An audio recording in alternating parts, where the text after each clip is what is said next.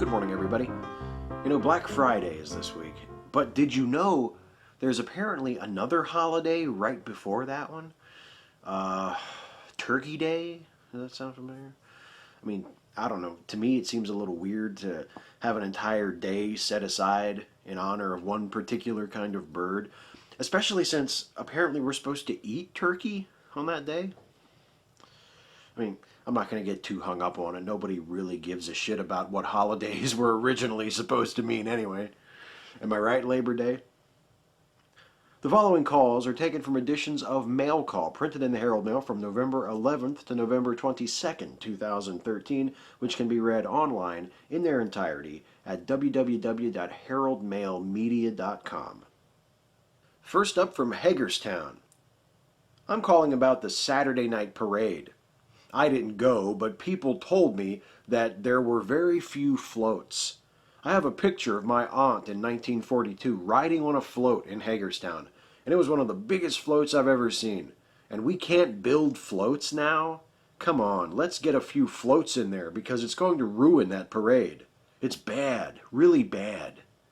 So bad that it compelled you to call into the newspaper to anonymously bitch about the lack of floats in a parade you didn't even give enough of a fuck about to attend, and apparently haven't been attending for years because that relative lack of floats seems to come as something of a surprise to you. And hey, you know what? If that's working for you, far be it for me to give you shit over it, but doesn't it get exhausting pretending to be outraged over stuff you clearly don't give a fuck about? Just reading here in the paper about the person in Hagerstown complaining about In God We Trust, and they say that they're a Catholic school graduate. What is the problem with everybody that they don't like the word God? Do they not understand that there is one man and one man only, or one spirit and one spirit only, that controls us all? They don't go to church anymore. They don't know what the Bible means. They don't know who God is. Yet they want to stand up and say that for the rest of us, and we are the majority, not the minority. Falling Waters, West Virginia. You're right, majority rules. In fact, we could probably do without the Constitution altogether, couldn't we? I mean, who needs the rule of law when we have the rule of the majority? And if the day ever comes when Christians are no longer a majority in this country and the new, let's say Muslim majority votes to establish Allahu Akbar as the new national motto and print that on all the money, I'm sure that the Christians will accept that and treat it with the same respect and tolerance that they regularly demand from non-Christians now. I mean, why wouldn't they? To the caller from Smithsburg who was bragging about Slick Willie Clinton leaving office with a balanced budget. Look at the record, pal. The Republicans held the Congress and they controlled the spending. There was no tax and spending under their rule. When Slick Willie left office, it was because of the Republicans had balanced the budget, not him. I know he's the type of guy that would like to take credit for the budget. He did not. If he had Nancy Pelosi as a majority, they would be in bad shape, just like we are right now. Hagerstown.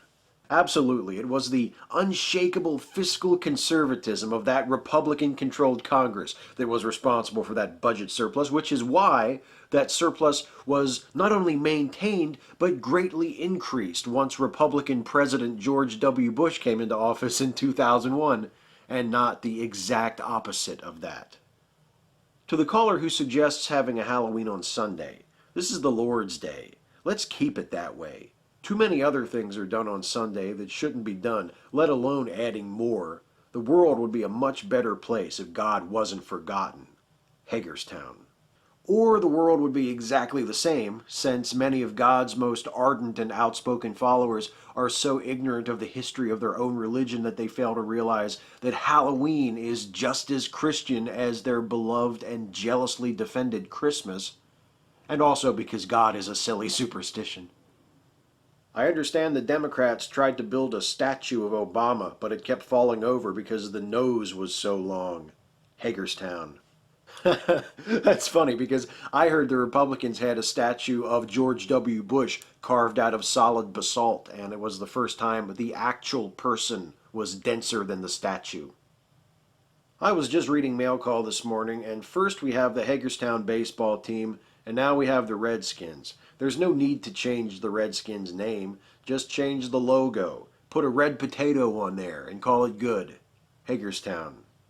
Suggesting a clever workaround to avoid having to change the racist name of your favorite football team. Nothing racist about that. Tea parties originally claimed to be unaffiliated, but many of their extremists soon ran and were elected as Republicans. Now they have the audacity to call any Republican who doesn't completely cave to their demands a Republican in name only, a rhino.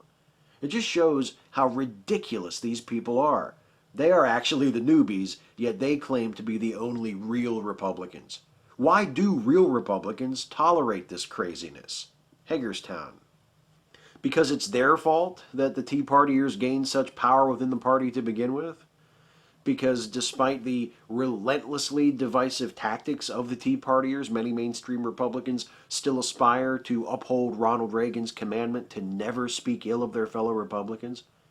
Because American politics has become so viciously partisan that they would rather side with their own Republicans instead of with Democrats, even when those fellow Republicans are members of a pack of delusional, self-destructive, ideological purists who only seek elected office in order to cripple the government? Because they're stupid? Because they're pussies? All of those? The reason why our country is having so many problems is because we, the people, have forgotten how to be outraged. Hagerstown. Oh, it's not that we've forgotten how to be outraged. It's just that most of the stuff we're outraged about doesn't actually amount to shit. We're not outraged about the fact that wages are so low in this country, millions of working people are forced to rely on government benefits to help them make it month to month. No, instead, we're outraged about the minuscule percentage of people who abuse those benefits. Or about the relative lack of floats and parades we can't even be bothered to personally fucking attend. But we're definitely outraged. I was reading in the paper today about the suspicious package found up around reproductive health services. It doesn't even hardly say anything. It doesn't even say if it was a bomb. They performed a controlled detonation of the package, whatever that means. I don't know what that means. So could somebody put it in mail call?